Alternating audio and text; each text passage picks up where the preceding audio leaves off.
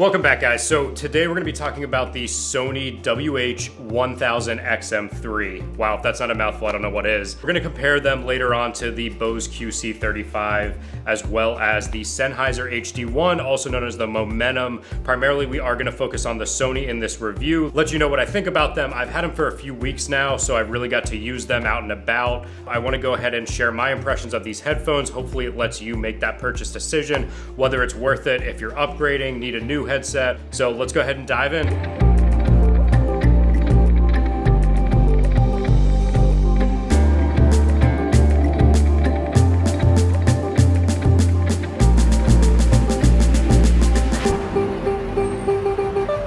It's been really impressive to see Sony recently, not only in the headphone space, but also in the camera space.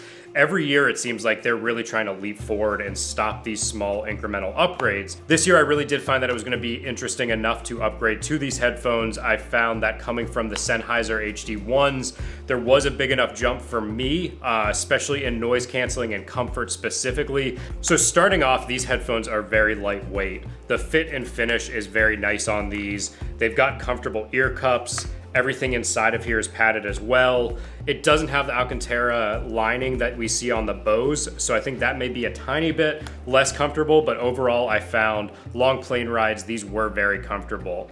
The main reason I wanted to leave the Sennheisers, although the audio quality on these guys is great, over time, the leather is a little bit harder. Inside of here, there are a few touch points. I found that the outside of my ears were actually starting to hurt on longer flights. I sometimes fly to Europe. Those can be 12, 14-hour flights. And about after 5 hours is really when I started to feel fatigue from these.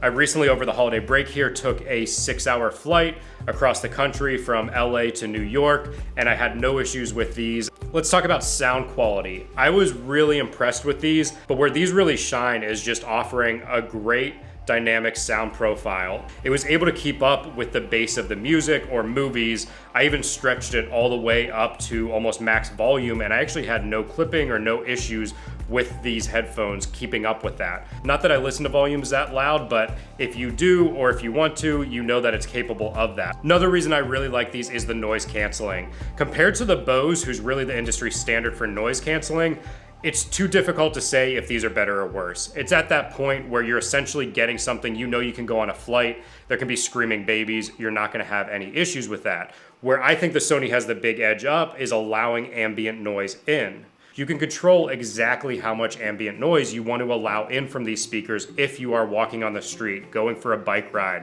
working out in the gym. Sony does have this really nice mode where not only can you allow ambient noise in, but you can actually focus on vocals. The touch interface allows for you to cover one of the earphones. So if I need to hear you and I have these on active noise canceling mode with no ambient sound coming in, all I do is go ahead and cover this ear cup.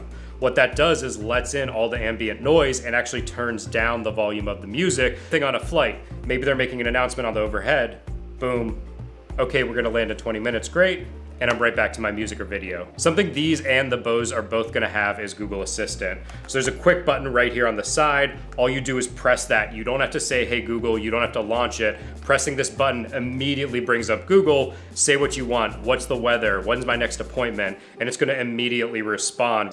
I've also used these for calls to see how the actual audio quality is coming out from my mouth, and I've had no issues, again, talking to people on the other end. So one thing I wanna share with you guys is actually the EQ I use on this. I'm gonna go ahead and show you the app now and the settings I use.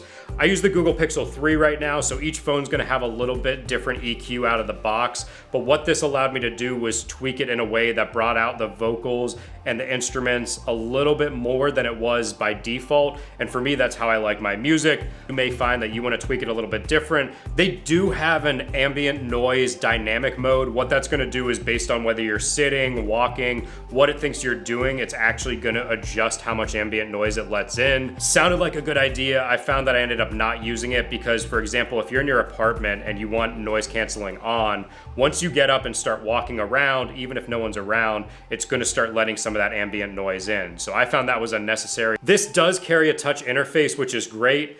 Double tap to play and pause, volume up, swipe up, volume down, down, next track, previous track. It's pretty basic, but it's effective. I've got to give Sony a big shout out for this because none of the other headsets I've mentioned have this. USB-C. And not only is that convenience for me because I'm trying to switch to a USB-C world, you get quick charging with that. So what this allows you to do is get 5 hours of charge from 10 minutes. That's a flight. I've gotten to the airport before and realized, oh, I didn't charge this. Shout out, not only do you have convenience of the USB-C port, but you get that really fast quick charging.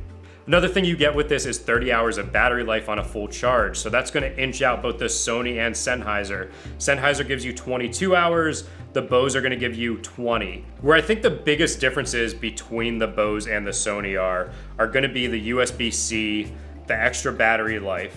Noise canceling is pretty much the same on the two. They're both very good noise canceling systems and are gonna solve whatever problems you need, whether it's that crying baby on a plane, whether you're walking around and wanna cancel out the street noise, they're both gonna work well. So I would give them the same there. One difference you're gonna hear is audio quality. I actually think the Sonys do inch out the Bose a little bit. They favor bass a little bit more, but that gives you a richer sound stage. What I do think the Bose went out is maybe a little bit of a wider sound stage. The last but not least thing I would maybe give Bose, and this is a very marginal win, is comfort. I did find because of that Alcantara headliner, as well as just their overall design and ear cups, I've never had any fatigue whatsoever with those headphones. The Sonys are extremely comfortable, but if I had to rank them against each other, I do think the Bose are marginally more comfortable. Now comparing the Sennheisers, which you should be mindful, they are $50 more. You're talking $350 versus $400 right now at retail. So these are a tiny bit more. I think these do have the best audio quality of them all. It's a great wide sound stage, but again, the Sonys are not lacking by any means. You're not gonna be disappointed with those. These don't have quite as much low ends. They do a good job at separating vocals, instrumentals, and the bass line, so that is something you can really appreciate with the Sennheisers. The audio quality is just really top notch.